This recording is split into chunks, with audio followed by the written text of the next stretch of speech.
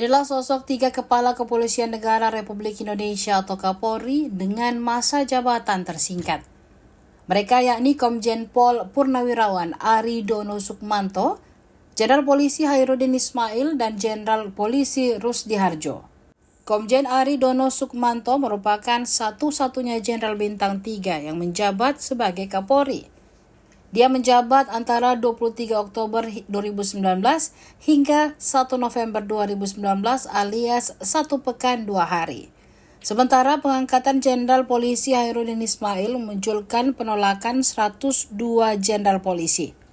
Hairudin menjabat sebagai Kapolri pada 20 Juli 2001 hingga 3 Agustus 2001.